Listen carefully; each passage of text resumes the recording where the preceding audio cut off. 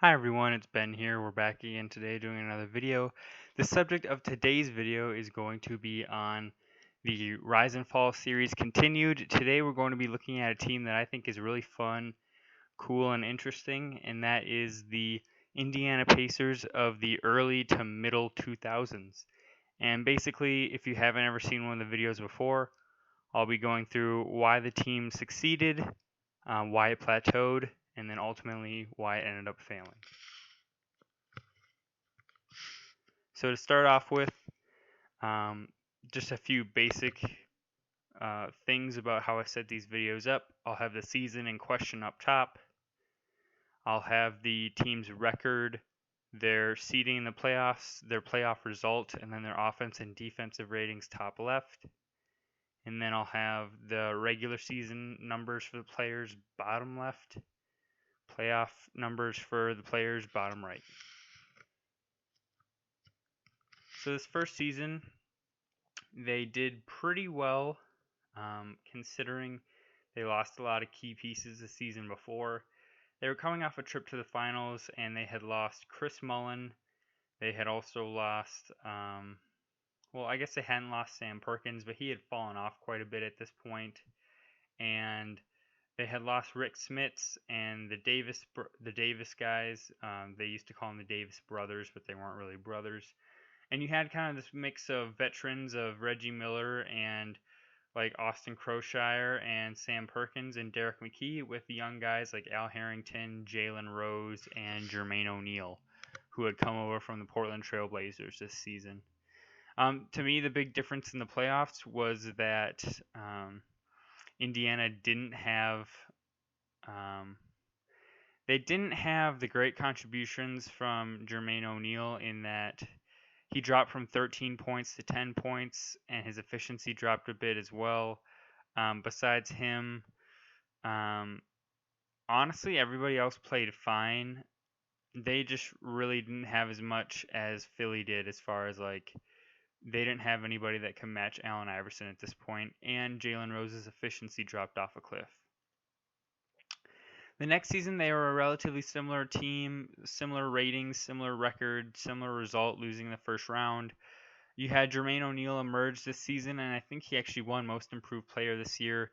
You still had Reggie and Jalen as solid options, but the big difference for this team was they had brought in Brad Miller as a supporting piece, and they had also traded for Meta World Peace. They had gotten both of them from the Bulls.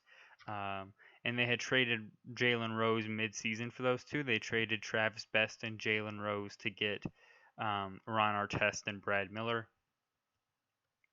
Going into the playoffs, you can see the core did relatively fine.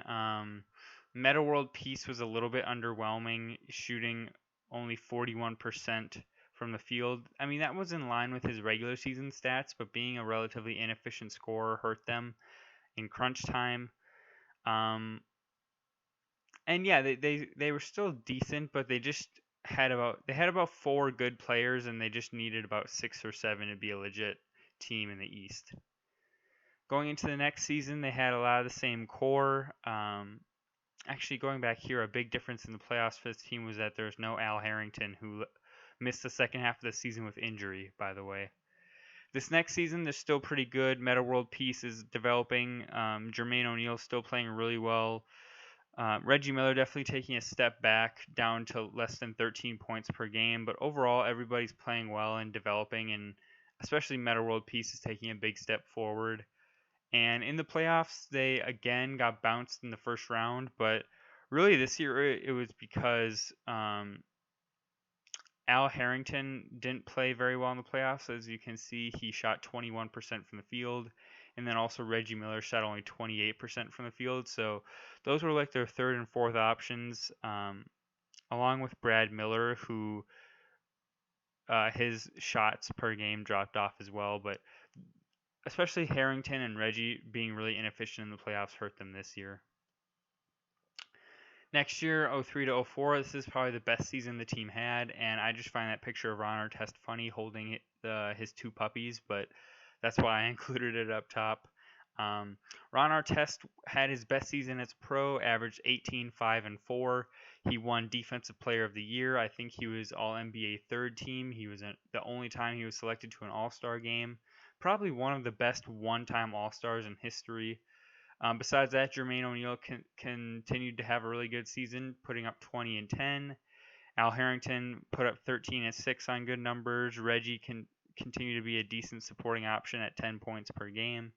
And the reason why this team just improved so much is because Meta World Peace and especially Al Harrington on the defensive end were just phenomenal.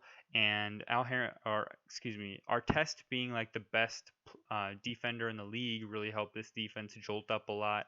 And again, on offense, he developed a lot too. So overall, Ron Artest was probably, I guess you'd say Jermaine O'Neal was their best option, but if you were starting a team with one or the other at this season, you'd probably pick Artest just because he had the better season, even though during this stretch, Jermaine O'Neal was really the heart of the team. In the playoffs, they played really well and they lost to Detroit in the Eastern Conference Finals. And to me, the reason that they lost was because although Al Harrington and Reggie were the third and fourth options in the regular season, neither of them were like scorers by trade at this point. Like Reggie was pretty close to retirement, and Al Harrington was much more of a defender than an offensive player. So Indiana just really lacked that third consistent scoring option, I would say. Going into the next year, based on that, they had traded Al Harrington for Steven Jackson to get a consistent third scoring option. This season was really weird though, in that you had the mouse at the Palace. So that happened pretty early on in the season. So as you'll see, Ron Artest basically missed the entire season. He was having an arguably MVP level year though. He was putting up 25 and 6 and was probably going to be repeating as Defensive Player of the Year if not for the year-long suspension. He also was shooting 50% from the field and 41% from three through those first 7 games, which were by far the best efficiencies in his career. And he was just hitting at this point in his career and peaking, really. So it's really unfortunate that he got suspended for an entire season.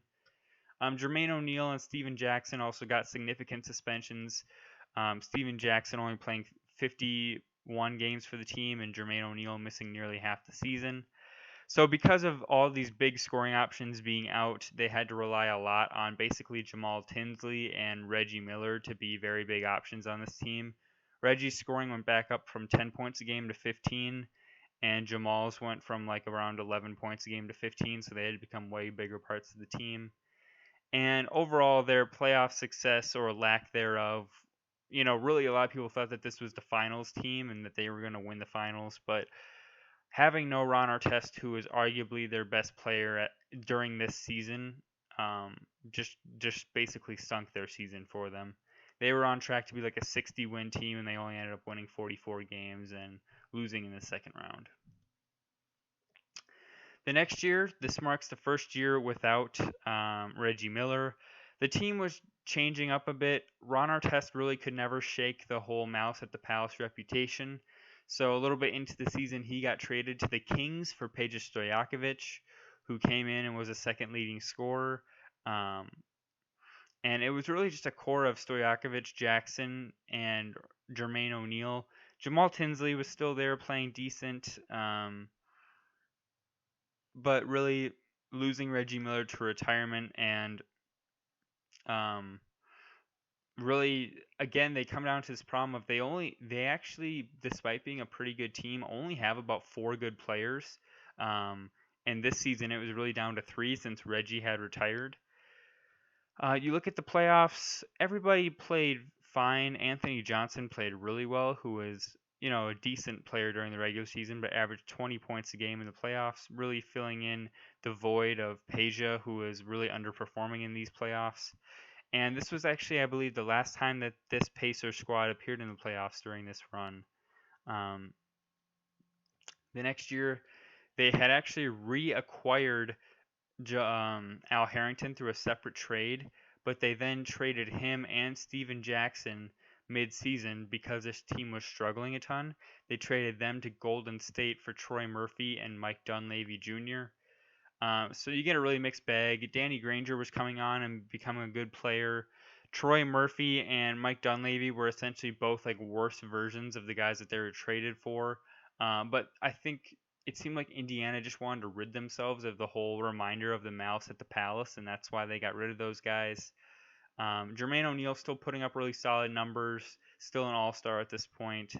Um, and besides that, Mike Dunleavy and Danny Granger were decent second and third options, but definitely downgrades to Steven Jackson and Al Harrington, in my opinion. And then finally, '07 to '08, this is really the last year of this core, and it marks the last season that Jermaine O'Neal was on the team. He missed half the season with injury, same with Jamal Tinsley, and having two of their starters, one of them being their best player, missed the whole season was really detrimental to this season for the team. Um, the bright spot was Marquise Daniel, who was still a relatively young dude. He was really good as a sixth man defender. He was really good off the bench. Sort of think in line with, to me, a comparable player would be like Patrick Beverly, but Marquise Daniel was a shooting guard. Besides that, Ronald Murray, who was supposed to be a nice wing off the bench, missed all but 23 games. And really, this was left with the team being led by Dunleavy, Danny Granger, and Troy Murphy as their best players, with their other main people um, being out for sizable portions of the year. And I guess, with Mike Dunleavy as arguably your main option on offense, you're just naturally going to struggle, considering he should really be about your fifth option on any given team. So there you have it, guys. If I have to break down why this team ultimately didn't succeed super well, like over a long stretch of time, it was because at the beginning of this stretch, they were kind of aging out as far as like Reggie Miller and Sam Perkins and the Davis brothers and that sort of thing. Towards the middle, they were right about to hit the peak of, I think, making a finals appearance, and then they had the mouse at the palace, which basically messed up their championship window, I think, in that you had probably the '04 to '05 season and '05 to '06 where they were really primed to make a run for it. And because Ron Artest basically missed the entire '03 to '04 season, they didn't have a shot. And then, or excuse me, '04 to '05. And then '05 to '06, they just wanted to get rid of him because he was such a headache and detrimental to the team environment, they thought.